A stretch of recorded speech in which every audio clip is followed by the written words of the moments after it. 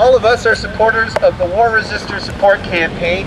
These are U.S. soldiers who come to Canada to refuse to go to war in Iraq. And we, here as a group tonight, are standing here in support of one particular war resistor, Chris Teske, who's being pushed out of this country by a government that seems to think our foreign policy should be whatever George Bush thinks.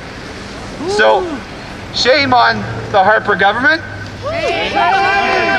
Let the war resistors stay. Let the war resistors stay. We also want to do something for our friends at the House of Commons. We've had difficulties with the federal government. For some reason they want to push through deportations of war resistors while Parliament isn't sitting. Boo. But we had a motion pass at the House of Commons on the 3rd of June, and that was because the three opposition parties recognized that an important tradition of Canada is welcoming people who respect international law and flee persecution. So we had a motion pass in the House of Commons on June 3rd, and at 8 a.m. next Monday, we're going to go to Parliament Hill.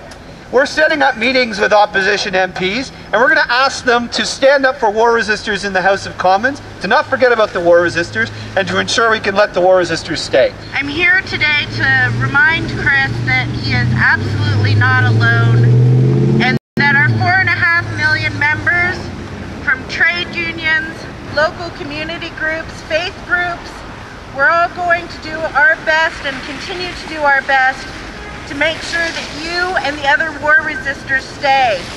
Woo! The 4.5 million members of the Canadian Peace Alliance also are going to continue working to make sure that the Harper government remembers that they are responsible to the desires and the needs of the Canadian people and not the push of U.S. foreign policy. That's right. We want to remind Mr. Harper that he himself finally acknowledged that the Iraq War was wrong. And we want to remind him as well that the U.S., regardless of who the president is, has also now acknowledged that the Iraq War is going to need to come to an end.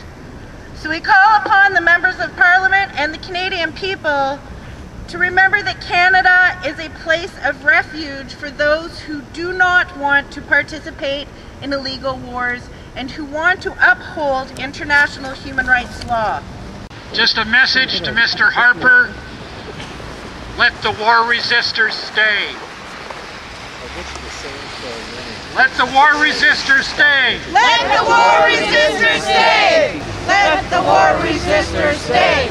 Let the war resistors stay. Let the war resistors stay. Now more than ever, we do have to keep this federal government honest because they're trying to sneak this one under the rug. And are we going to let them? No! Are we going to let them? No! All right. We love you, Chris.